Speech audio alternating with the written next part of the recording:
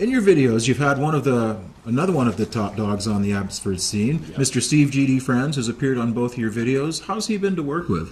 It's awesome. Steve once told me in confidence that he had a dream of becoming an extra and wanted to be in movies. So because Steve is a very good friend of mine, I actively searched for that. And it took me about 10 seconds and the opportunity came up. Andy and I were going to do the video. Andy said, "Do you know someone with a big beard?" I'm like, "Yeah, we're good. Well, let's just line this stuff up and game on." So actually, Steve's appeared in both of our videos and a few other ones. That he has, yes. We've discussed that. What part does he play in Burn? He plays the corrupted cardinal. It's pretty neat. He's dressed up in Catholic cardinal robes. And you play the kick-ass guitar player. We're going to take a break. We're going to have some music. I'll be back to talk with the Ginger Tornado, DJ Temple, in just a few moments. In the meanwhile, enjoy some music. This is Without Mercy with Burn, right here on MNET.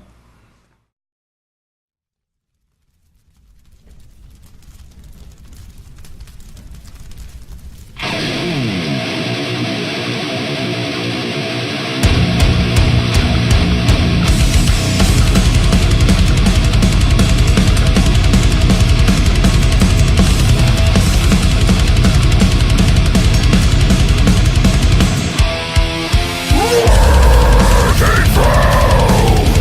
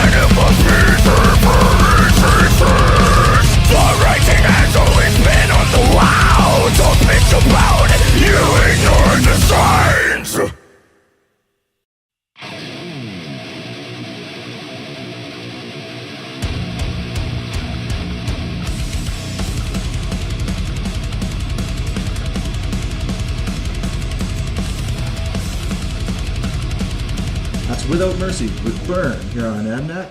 We warned you, not for the faint of heart.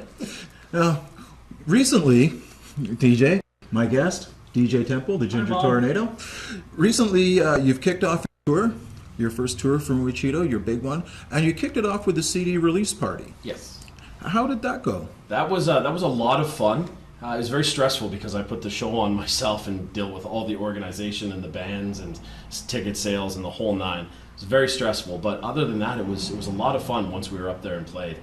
I had our biggest production as we had a lot of videos in time with our live set that we played through, and we held it at the Rickshaw Theater downtown. Hey, Mo. Mo's the guy at the Rickshaw. He's been super supportive, and since day one of wanting to do that show, he was, let's do it, Teach. What can we do, man? Oh, very that's cool awesome. Guy. He still owes me a hug. Huh? I love how supportive this is. It's been really cool. There was a few dark days back a few years ago, but everybody's been coming together now, and it's fantastic right now. But aside from the show itself going over well and being well received, it must have been some great sense of validation after all the setbacks that you suffered. Absolutely. I mean, seeing that CD finally show up at my apartment and undoing the box frantically like Christmas morning, looking at it and going, it's finally done. It's here. Oh, and then you have the stress of making sure that the album tracks show up on the display when listening to it. I want to make sure that happens. And at first, my computer wasn't really liking the disc, so it wasn't showing up. I had a panic attack. The vital car, inside my car test that we all do when we buy a new record. The true test. The true test. It was very well. And the internet has received it very well, and all of you guys locally that have purchased it have said good things about it, so we're really happy, really happy. And the show itself, your own performances, you guys are happy with? Yes, I mean, what's really cool is that, I don't know if cool or not, but one of us always has something, and it's usually me. We usually get off stage, and I'm like, damn it, I messed up X, Y, and Z. I need to go practice. And I'm the guy that goes back to the hotel room, busts out a metronome, and practices everything that I messed up. That doesn't surprise me. It's really, but that night we felt overall pretty good. And the tour that preceded it, we felt really solid about, too. One thing in particular that I wanted to ask you about is you'd mentioned video production, which is unusual for a Without Mercy show. Yes. The main one I remember and really stood out was you paid tribute to your dad at that show. Now, I never had the pleasure of meeting Mr. Temple, but clearly he meant a lot and was very inspirational and influential in your life. Could you just tell us a little bit about him and what he meant and continues to mean to you? I've never been asked that before, so that's... The tribute to my dad, he had died, I think 5 years ago, and we kind of never really spoke about it. When it happened, the band was amazing. My bandmates at the time were unreal. They're like, holy shit, dude, yeah, like just, But because of my personality type, my dad died on a Friday, and we rehearse every Monday and Wednesday, and then that Monday I was at rehearsal because we had stuff we had to plan for. It's just my personality type. And the father that I had, I learned a lot of stuff. Like, he was around, my parents were married, I was fortunate and all that, but he taught me like how you're supposed to love your wife and a lot of role model things. He was the disciplinarian, so a lot of stuff like that. Right. But the interesting thing that unfortunately I never really got to learn until after he died through conversations with my mom and stuff is that he was a tradesman who, what music and martial arts is to me, my dad was a free diver, like without scuba tanks. Like he would dive, and then he did do scuba diving and stuff. He grew up in Seashelt area. Okay. They had a cabin up there. That was his big thing, and he had the opportunity to do that for a living and teach that. But he chose to go the more trade route and be stable. So for most of my adult life, my father and I would butt heads with this stability versus creative thing. Yes. And then I got married, and it made it worse for him because he was like, "No, you've got a wife," and I was like, "Yeah, but like my wife's pretty friggin' badass, so like I don't have to like baby and coddle her. She's very independent." I tell you, I've learned she can throw a hook, man. Like, holy shit. They surprise you. Yeah. They do surprise you. So we never really got it, but he would help in other ways. When I chose to do the band and want to be a musician, I didn't know how to start my business. A random bookkeeper phoned me one day. It turned out to be my dad's bookkeeper from his business. And he wanted to give me advice. Our first big tour, we couldn't find a van to go in, so he gave us his motorhome and his work trailer. Just let us take that across the country. He would often pay my bills. He paid my rent for 3 years while I was trying to make the band thing work in my music school. He just paid it. And I was always grateful to that. And unfortunately, at the time, never really told him. You know, because you're so fixated on making stuff work. Because, frankly, I just wanted to make my father proud. Frankly, because I think every child does, yeah. Innate thing. But I had spoken to the band about it and said, you know, I never really said anything about it, but look at where we are. And my dad died in the midst of Reborn, so with that financial and legal issues we were going through with the singer, then my father died in the middle of the process. It was a clusterfuck. So when I often reference Moichido, it was me going back and like centering myself, because I had to deal with that too. So I asked the band, and they were all 100% on board. And we just put a video up of my father and I just having a random conversation about Bluetooth. It was, I wanted to juxtapose with like just the simplisticness of a conversation right, you have with your parents. It was me going, no, you just like program your Bluetooth and say call DJ cell phone, and your fingers are really big, so don't worry about pushing on the iPhone.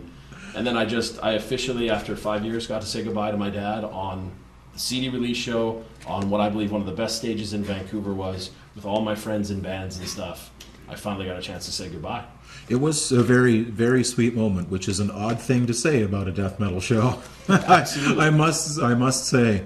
But yeah, it was a really touching moment. And yeah, I was very happy to be a part of it. Yeah, man. We saw you in the front row rocking out. And this tour kicked off what I believe is the biggest tour you've done to date. Yes. 25 shows over the course of 1 month? 30 days, man. It was crazy. Crazy. Because you guys usually do shorter tours. You're only gone for a couple of weeks at a time. Yes. So what made you do this big, longer one? The album was starting to get received very well, and I had hoped and really anticipated that it would. And so I said to the guys, like, we've hit everything else. Let's do, in our circles, the level that we're starting to attain, what breaks up most bands is a tour that long. Oh, yeah. And most of my friends that are in bands that are a little bit bigger than us and whatnot have said, just fly in and do the East Coast and fly out, like you'll break up your band driving through Saskatchewan. And I saw that as a challenge. So again, my personality type was, no, I'm going to seek to make this the most successful tour. Here's the things I need to hit. Here's what I need to do to make it what I deem as a success. And every insane goal I wrote down on a piece of paper, we knocked it out of the park. That's absolutely ridiculous. That's fantastic. And you guys got along okay through the whole tour? We absolutely did. I expected us to fight. We didn't. I think we had one heated argument that involved just really we were overtired and hadn't eaten in a while. Like it was the thing is, all our different personality types aren't necessarily cohesive. That's just, you're in a marriage. That's human nature. But when it came time to perform a show or get to the town, or the van broke down once and it was just like a water pump situation or something, all four of us are like, okay, we'll solve this problem because we know this has to happen. No, I'm very fortunate that no one in the band takes playing a show lightly. Right. They take playing to 3 people in the back of a crappy coffee shop in Saskatoon is as important as headlining the Rickshaw Theatre for the CD release party. I'm very fortunate that they all take it that level.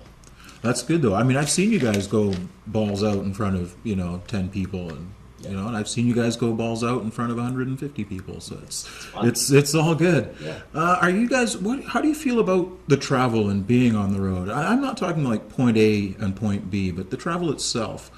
Are you a road warrior type, or is this just kind of a pain in the ass that you just have to deal with? Well, honestly, the only thing that I don't like is being away from my wife for a long period of time. I don't enjoy that. I am a homebody. I do get homesick.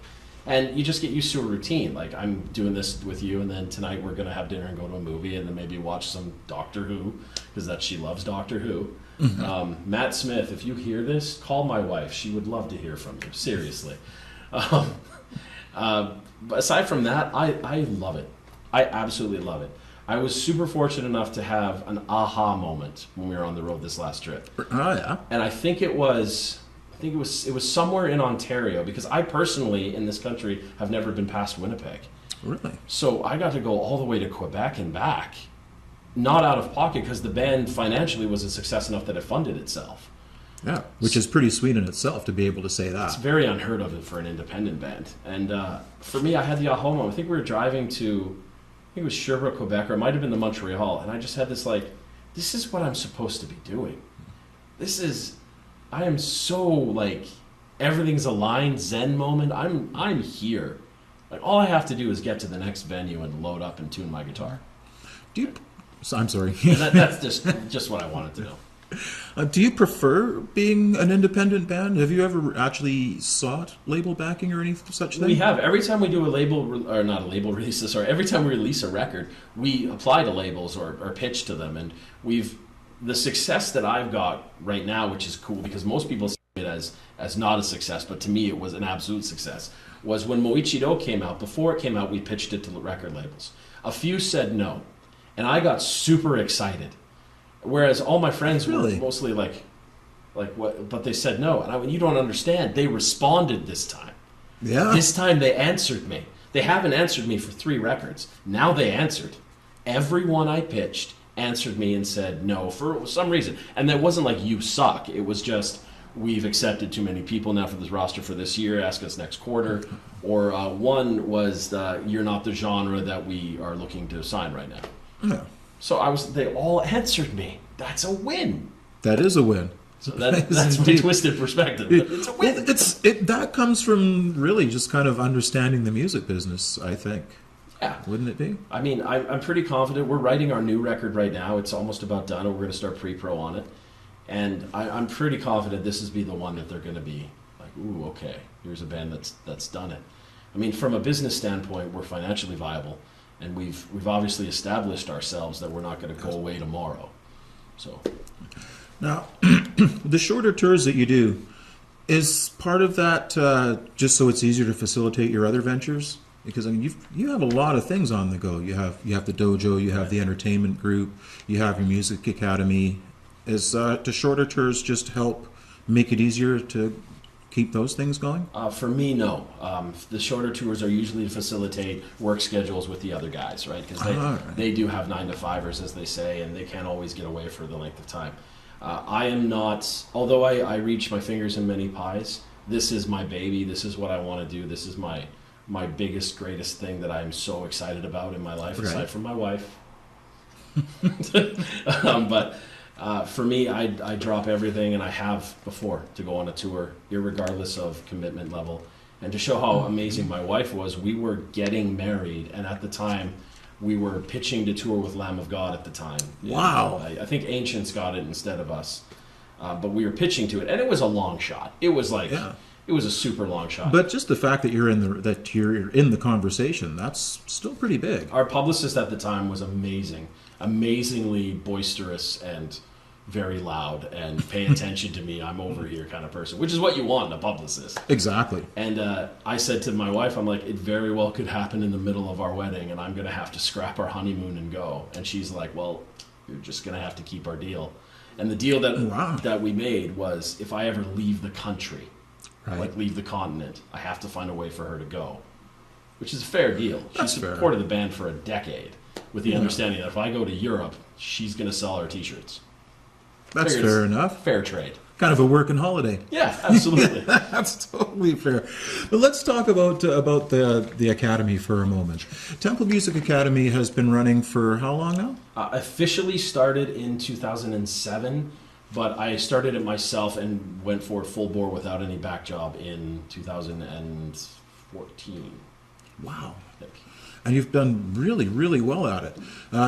You teach guitar, piano, drums, and voice? And bass as well. And bass as well. And we're going to look into expanding to woodwinds probably next September. Wow. So do you personally teach all of these? No, I teach the stringed instruments like your bass and your guitar. And then I surrounded myself with other teachers that had the same vision that I did. Ah, okay. And we broke down the paradigm of how standard music schools run for payment to the teachers.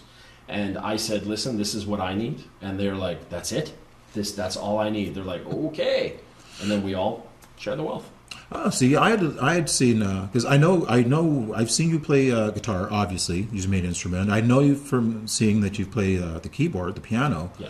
I just assumed you played voice and drums. But how many instruments do you actually play? I can do, I think last count was 11, I think. Wow. Maybe 9? Yeah, something like that. If you count every version of the saxophone, I should be around the 9 mark. And that's including voice? Yes, yes. So your main instrument is the guitar. When did you, given the other instruments that you play as well, what made you gravitate towards the guitar? It was strictly a coolness factor because I was a nerdy kid. Yeah. And everybody loved the guitar player. And I played trumpet in high school. That was my main instrument. I got a scholarship to UFE from it. But when I was like 14, 15, I looked at all the cool kids because I was your skinny ginger guy that spent his free time going from the computer lab to the band room. Right. Big nerd, man. And look at you now. Well, still a big nerd, just a little bit bigger. But everybody loved the guitar players. So I was like, oh man. And I was a huge Pantera fan. I was a massive Pantera fan. Still am. Like one of the greatest bands I've ever seen live and ever. Oh, I love that band so much. Pantera. Yeah. We learned that about you very quickly, actually. Once we meet you, we know Dime was. Is he your pretty much your hero? I guess. Dimebag Darrell is, and he's the reason I do what I do. He's the guy that got the ball rolling for you. Yeah, but for more reasons than one. Actually, I don't know if I've told this story before. I feel like I might have. I actually met Dimebag. No way. I absolutely met him, and heard he's a great guy. Unreal. I was blubbering a bit because this is my role model. Exactly. Right? And I'll never forget that there was probably 100 people waiting to meet him. And this was in the era of Damage Plan. They had just played the Croatian Culture Center in Vancouver, and we all waited outside for what must have been hours. And this son of a bitch didn't just come out and say hi to everybody. This guy came up the stairs, saw the first person, was like, hey man, how you doing? You want me to sign some cool picture? Absolutely, good to meet you. Went to the next person. Hey man, how you doing? And he was there so long, the road manager was yelling at him, and he's like, that next town will be there 3 hours from now. But these people waited for me, so everybody gets to say hi. I'll never forget that. And then when it was my, what must have been 10 seconds, but for me, like a year, right? I met him and said, you're the reason I play guitar. I want to start a band. I was trying to do it, and I just don't know if I should start this band I want to start. And he's like, keep shredding, motherfucker, and start that band. You'll be on this stage one day. I took that as the word of Jesus, and I started Without Mercy, and I worked my ass off, and no bullshit. About 16 months later, we played the same stage that I just watched Dimebag Darrell on as part of a Battle of the Bands thing. But I started this band because Dimebag told me it would work. And that's, let alone being a guitar icon and the reason that I play guitar in the genre that I play. Right. Yeah. He said, just start a freaking band. So I was like, okay, it has to work. Went for it. And that is the importance of setting goals and working hard to achieve them. And meeting Dimebag Darrell. Meeting your heroes and finding out that they're legit cool people, that's a huge thing. I've had the experience with a few people myself. And you've had your own moment with that. I remember something you posted on your Facebook at a show where a young man was kind of eyeballing you in the same way that you used to look at Dime. Yeah, that was weird. It was so weird to accept. But it happened it was at the North Hill Inn, which would have been in Brandon, Manitoba. And I remember we were playing our set. And everybody was responding to it, what you would call normally, moshing around, enjoying the set. But this one kid just looked at me. I thought he was crying at first, but he was just totally in awe of I don't even know of what, but he told me after, you're an amazing guitar player, blah blah blah, and me, because I'm surrounded by people that are godlike on the instrument, I'm like, yeah, sure buddy, but my friend Max is freaking nuts on this instrument, and this kid talked to me after, he wouldn't break eye contact with me the rest of the set. Wow. He lost his shit. And I was like, here's a kid that's just really cool. So one of the last notes of the set, we do this crescendo and retardando, it's called, where you build up and then you slowly come down. I put my guitar around his neck and I'm like, go ahead, bro. You just play the last note with the guys. And he got up there, he's just making chaotic noise. And my bandmates were like, this is another reason I'm super fortunate. Everyone in the band, our singer Alex went and put his arm around him. Yeah. And our drummer Matt's looking at him play shots with me right now. And bass player Ryan is everyone's loving the moment. They're here's this kid, great. For us, we were oh, whatever, it's just a fun time. To this kid, he'll never forget that moment. Man, and he messaged me after, he asked me for pictures, autographs. What I'm super fortunate from is that I can draw from, because I don't know how the hell you're supposed to act in that situation. No, I have no idea. I just draw from who my role models were. Dimebag. How many stories have we heard of Dimebag buying somebody a guitar or just... I've never heard one bad story about that son of a bitch. That's very true. Neither have I. And, I got not one. Now, I'm really fortunate that my other role model is my good friend Chris Broderick. Yes. Is a good friend of mine. And same thing. When I met that guy, although we have a relationship of like seeing him on Skype and just emailing back and forth and visiting him before, but when he came through with Act of Defiance, I actually got an opportunity to hang out with him and sit on his tour bus. And Janelle got to meet him, which is her first bona fide rock star that she met. And here's a guy that was literally, by the scale, Dimebag Daryl Nice. He's that chill of a guy. Like, oh, Janelle, you look a little cold. Do you want my jacket? Or we're going to go get some food. Do you guys want me to get you a pizza too? Or you want a coffee? I'm getting a coffee. Like, this is like just two dudes hanging out. And I'm like, you're a freaking like icon in the music world. It seems like that with musicians, and especially metal musicians.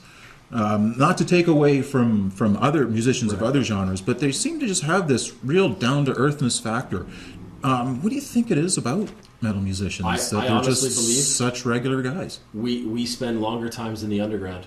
We work harder. I truly do. I don't want to take away anything from people that do that, but like Chris Broderick, for example, I watched him go from playing lead guitar in Megadeth, playing stadiums around the world, to starting his own thrash band and instantly playing the exact same clubs I play.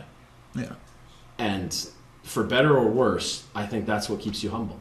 You work your ass off for every penny in this genre that you could get and every sense of gratitude that you get. And it only ever breeds hardworking people that should be kind. I rarely hear about a death metal guy that's a dick. I rarely hear about that. And when you do, usually the rest of the scene self-polices it. They just go, that guy's a dick, we don't talk to you. Yeah, we're actually, we're very good about that, and I guess, it is kind of a necessity thing. So coming back to the Academy for a moment, though, I was surprised that at the level that you teach at, because knowing that your skill level as a player, I'd expected a lot more intermediate level students, but you're actually specialized in teaching students much younger kids who are kind of getting their feet in the musical door. Right. What made you decide to go towards that end? When I was out of high school, I started teaching martial arts because it was an easy thing while I was kind of figuring out the college situation. I took a lot of teaching courses then, and the teaching courses were always gravitated towards younger children because they were a larger demographic in the town that you were in. And I did a 3-year practicum and learned some teaching skills from that. And so when I started teaching guitar, I was like, I remember how important music was for me in high school. What if I can give this to a kid earlier? What if in like preschool or kindergarten I can go, this is music. If music has benefited me since grade 8 until now, how much could I benefit someone if I get them into it in kindergarten until they're in their 30s? The joy of what I could pass on is just awesome. So let's see what we can do. And it's just also the necessity of the market too, right? Right. But you've done a lot of good, passing a lot of joy on to a lot of people. Some of your students have gone on to start making their inroads into music as well. Your school has been pretty successful, and it's hard for an independent musical school to really be successful and sustain itself. Have you been surprised at the success you've had with your school and its sustainability? Absolutely. The biggest surprise was when I chose to do it full time. I had a long talk with my wife Janelle about like, I don't know how this is going to work out. People say it takes 3 years for a business to show a profit. I mean, how comfortable are you with eating Mr. Noodles? Was the conversation. And the city in Abbotsford, where I built my headquarters, so to speak, where I started, has been nothing but amazingly supportive. I never had the budget to advertise, so it was all word of mouth. But people in the scene, even just bands, were like, you know what, I want to quickly get a touch up on this technique. Do you know this technique? Yeah, I know this technique. Let's hang out. And that student was only supposed to be my student for a month, and they've been my student for 3 years. Or one student grows up and goes off to college, but their younger brother wants to take their spot. Or some dad that's always wanted to learn, or mom for that matter. Oh, I always wanted to look at guitar and learn it. I have one that I stare at in my closet. Sure, come see me. Well, I'm getting this reputation for this DJ guy is not a dick and he'll just teach it to you. He's really low key. He's super chill. And I think that's what people want, because a lot of people, it's intimidating. They don't want to go somewhere and have that teacher with the ruler beating you for not practicing and stuff. And I'm so aloof with how I teach it. Yeah, well, it's that not a dick thing can take you very far. There you go. If you can, to be able to just relate to people with what you're wanting to do, because I would imagine for someone of your level, it would be frustrating to, for lack of a better term, have to dumb it down for the beginners. but that's not really it. No, I'll never forget. I had two great teaching advices. One was from my old karate teacher, and one was from my first guitar teacher and mentor ever. My karate teacher told me the phrase that apparently is a really famous phrase, but I'd never heard it before, that your voice always travels a greater distance if you talk across to someone instead of talking down to them. So remember that. Oh, I like that. And it was like a life lesson, and I just realized, you know what, that's a good point. And then my mentor, his name's Brian Jasper, he's another icon of the Abbotsford music scene. Yeah. Icon. Real fixture on the scene. And he was my first ever serious teacher. And I remember him telling me something like, when you're starting to teach, you might get to a point where you're playing at a certain level and you just don't understand why this kid can't get what you think is so easy. So what I want you to do when that happens is flip your guitar the other way and try and do it. And I was like, okay. So I flipped my guitar the other way, and instantly I was in their world. And I went, oh my God, that totally makes sense.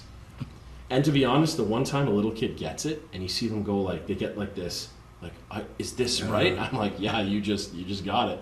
And then they get all jacked. Yeah. I live for that moment, the aha moments. I love that shit. I think it's so cool. I had this one 6-year-old kid that I tell everyone the story. He was super young. I had to do this recital at this like fancy music school I was teaching at the time that they honestly just took it way too seriously. We're teaching people how to play music, guys, chill. And it was this hoity-toity kind of situation. Everyone, they had to go sit and do their recital, and I didn't want to do recitals because it put stupid pressure on the kids. Right. But yes. So I joined the one recital after years of them bitching, and I'll never forget, my 6-year-old student goes up. And the process was you had to sit in the chair, say your name, and then say the piece that you were going to do. And obviously I had a rapport with this kid and his parents. We talked all the time. I was like, is this cool? Because he said he wanted to do this song. And I instantly went to the mom, like, are you sure this is cool with you? Yeah, no, it's awesome. Have you read the lyrics? No, I'm totally okay with it. Honestly, I burned you a disc. Listen to this song. And she's like, no, we know the song. He's a big fan. It's okay. And they had put him in this like fancy checkered shirt with a little tie. It was kind of adorable. 6-year-old little tie is always adorable. They had given him this crazy mohawk. And he sits down. He's like, hello, I'm so-and-so, and I'm going to play Raining Blood by Sleep. Oh, yes. Actually, I think it was Angel of Death, actually, to be honest.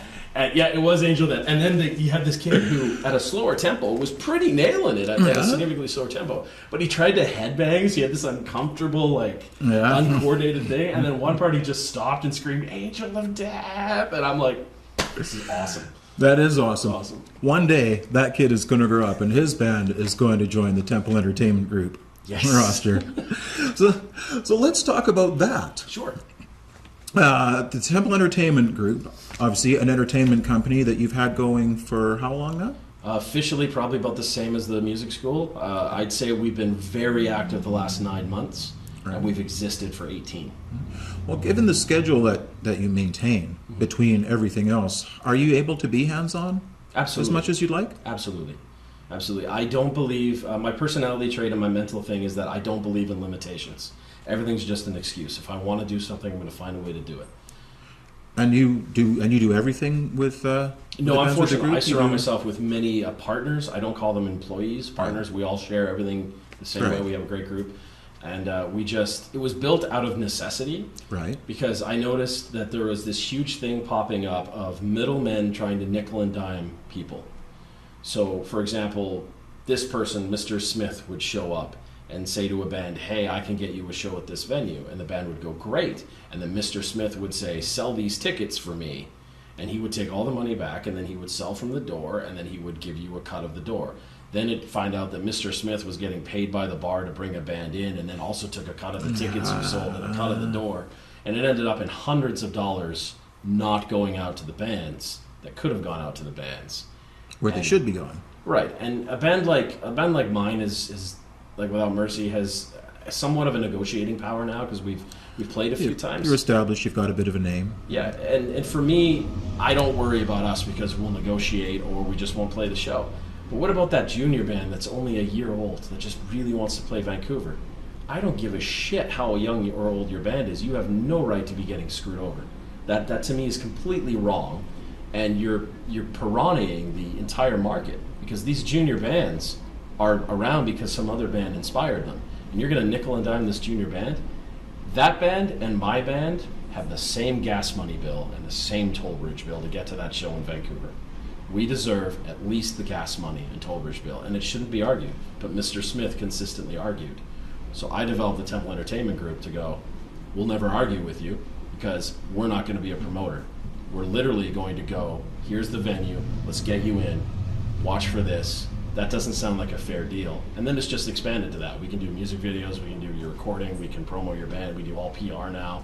We team with a great PR firm out of Montreal. It's just this idea I had blew up and expanded, and everyone wanted to be a part of it because it was this honest, transparent company that didn't require anything from you. The profits we make are clearly stipulated in the agreement we make with you, and we tell you how much we're going to make and why. Fairing everything right across the board out in the open 100%. fair. That's how it should be. So how big is your roster now? I would say we deal with 3 bands full time, and the rest is just the phone's always ringing for one-offs. Like, can you book a tour? Can you deal with this show or this kind of situation? Are you a genre-specific outfit, just Yeah. for metal, or are you across the board? It's for metal specifically because that's the contact list I have built, and that's what I'm most comfortable dealing with. I love all genres of music, but I think it would be irresponsible of me to say take a country act if I have no experience in the country field. I think that's irresponsible to the artist. Go with what you know. Exactly. Yeah. And you do know the Abbotsford music scene very well. You've been a big part of it for now, one of the top dogs on it now. Oh. For a better part of a decade at least. How are you feeling about the scene these days? The whole scene in general. What's your opinion of it? I love the support and I love the hard work. I hate cynicism. It's a thing I absolutely hate. Conan O'Brien had this great speech, which on his last night of the Tonight Show, where he said cynicism is the least decent human quality, and I totally agree. I dislike a group of people that will just bitch about something and never take steps to fix it. I feel like the Abbotsford scene got really bad from a lot of Mr. Smiths showing up, and frankly, there's still a couple that are running it pretty good. And I think now the whole scene as a community has realized, you know what? Maybe we can take it back. Maybe these Mr. Smiths don't need to be here. And slowly we're going to see it just come firing back. Companies like mine will eventually go way of the dodo because they won't be necessary. In the meantime, I'm just a Band-Aid fix so that you guys stop getting screwed over because it's ridiculous. But in the meantime, we do what we can, right? We do our Exactly. part to help stop that from those musicians from getting screwed over. The Temple brand. Let's talk about that. You've done a great job of building it up between all your ventures. How important is branding? Can the importance of it be understated? No, it is absolutely paramount and fundamental. If it wasn't for the advice of my wealthy friend, Joe, hey Joe, I would wonder if we ever would have put Fuck Pussy Metal on merchandise. There you go. Boom, Absolutely. That's where it all starts. Of all the hats that you've worn over the last decade or so, and there's been a lot of them. You've been a musician, performer, writer, teacher, sensei, comedian, manager. I'm probably missing a few in there. Of all the hats you've worn, which one do you get the most pleasure and satisfaction out of? Is it performing ultimately for you? It's honestly, as cheesy as it sounds, being a husband. Yeah. As cheesy as it sounds, as cliched as that is I get this unique opportunity where I am not a person that is in a relationship with someone. I am a person that is literally made better by the spouse that I have. And that I'm embarrassed to admit this, that I've been married 6 years and I'm just now starting to realize how awesome it is. Because I have the partner that everybody wants, the partner that on paper everybody brags that they wish that they had. Have you ever seen those people? Yeah. They're like, oh, well, I the pro and con, if only she looked like this or did this or that. I've got everything I could ever possibly want. Check. It's unreal. I could come home and go, I've decided to, off the top of my head, I've decided I'm going to buy a food truck and I'm going to sell schnitzel. And Janelle would go, cool. That's going to happen, isn't it? Temple schnitzel. There you go. I'm super fortunate for that. Right now, I'm really excited that Janelle has decided, after years of being a little confused or not indecisive of what she wants to do, she has a clear path of her dream, and I get to use all of my contacts and resources to make what would be a 5-year dream for her happen in a few months. I'm very excited about that. And I said, this is what you want to do. Watch. This person will help this, that, and XYZ. Boom, you're doing your dream job in months. Awesome. So all her support for me, and I get to throw back. I'm super excited. But honestly, playing live too is pretty rad. It's pretty rad. I'm not gonna lie. I like to. So what is coming up next for Without Mercy? Well, we got a new album we're working on. We're in talks about a big tour in another country. Rhymes with Australia. We're going to attempt to go to Europe as well. And I had hoped that the Moichido Japanese-themed album would net some kind of Japanese resources and we'd go to Japan, because that would be amazing for me to go there. Fingers crossed. Yes. Nothing's happened yet, but here's hoping. And we're going to keep pitching labels, and we're tenacious as fuck, buddy. Yeah. Can we look forward to seeing any more tracks coming up on Guitar Hero? I wish. Unfortunately, Guitar Hero has changed the licensing program, so we're not getting accepted for that. But there is talk of something else that's going to be pretty awesome. So we'll just have to wait for that, though. But under our hats for now? Yes, and crotches. We're going to leave you with one more video from Without Mercy. This one for the song Worthless. DJ, can you set this one up for us, please? Absolutely. Worthless is an amazing track that I'm super proud of, because this track represents every asshole you've ever had in your life. Maybe it's a shitty boss, maybe it's a shitty relationship or person that told you everything you've ever wanted to do, you can't do it because you suck. You're terrible. You're not going to achieve that. It's never going to happen. That's why it starts with "You smell like a bitch." That's why the whole song is about just a terrible person that's keeping you down.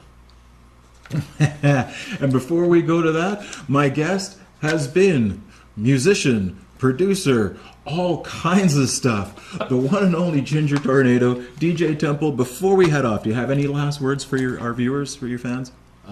Let's fuck this pig. Thank you very much. My guest has been the Ginger Tornado, DJ Temple. I am Chris Topher. We have been Livish from MNET TV studios. This is my parting gift to you. This is Without Mercy with Worthless, and we'll come and talk to you again very soon, right here on MNET.